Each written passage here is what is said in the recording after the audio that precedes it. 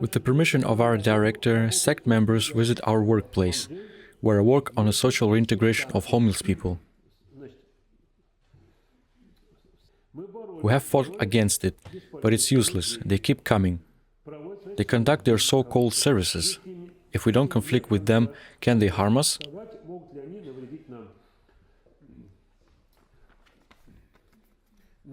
We need to get used to the fact that there will be fewer Orthodox Christians and more followers of the other faiths in sects in Russia. It's time to get used to this. We must remember that, according to the words of faith, many people don't even consider Orthodoxy as true Christianity. And yet, we need to learn that Christ taught us. In the parable of Good Samaritan, where the Samaritans are the sectarians, he set them as an example of how to treat one's neighbor. We need to love our neighbors.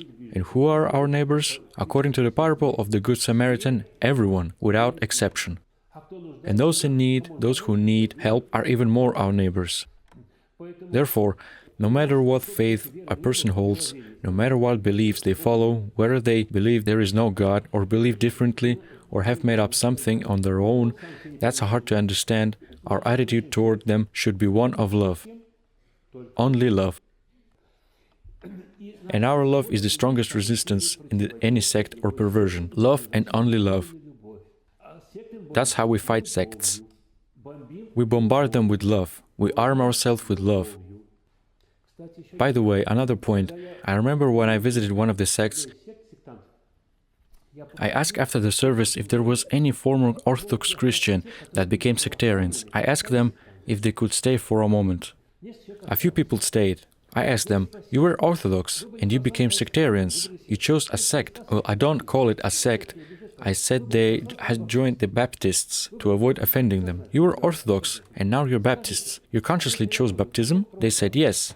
I asked one of them, "Tell me, which fast do you observe when you were Orthodox?" He replied, "None." It's clear what kind of Orthodox Christian he was. I asked another, "How often did you take communion when you were Orthodox?" He said, "Only once, in childhood, when my grandmother made me." It's clear what kind of Orthodox Christian he was. In general, it turned out that there wasn't a single true former Orthodox Christian among them. That is, they had been baptized in the Orthodox Church at some point, but they were not Orthodox in their way of life. So those who join sects are not Orthodox, but practically godless. Secondly, why did some people become Orthodox in the first place? I remember one woman telling me, "I once came to an Orthodox church and did something wrong. Two Orthodox old ladies, I thought, were going to kill me on the spot. I ran out of there like a bat out of hell and said, 'That's enough, I'm never coming back.'"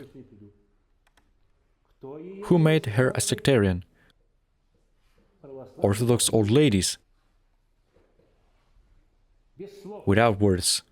With their fierce Orthodox hatredful people, typical of many overly jealous Christians. I asked another young man, "When you first started going to the Orthodox Church, what did you find there?" He said, "A price list. How much does everything cost? How much can you pay to buy health, happiness, and so on from God? A price list." And when he approached a priest and asked, "Father, why was Christ crucified?" the priest replied, "Why do you have such thoughts? That's not good. It won't lead to anything good. Just pray and don't think about anything." A deep philosophical answer from a kind shepherd of Christ. But he wanted to think. He had a brain. God gave it to him. He couldn't help but think, so he learned about the Baptists, went to them and asked, "Why did the Christ die on the cross?" And they explained it to him. He said, "So you know why Christ died?" And then he asked, "How much does it cost to be healthy in your community?" They replied, "We don't understand. How much do I have to pay for you to pray for me to be healthy?" They answered, "Nothing." We need to learn to be true Orthodox Christians so that people don't run away from us.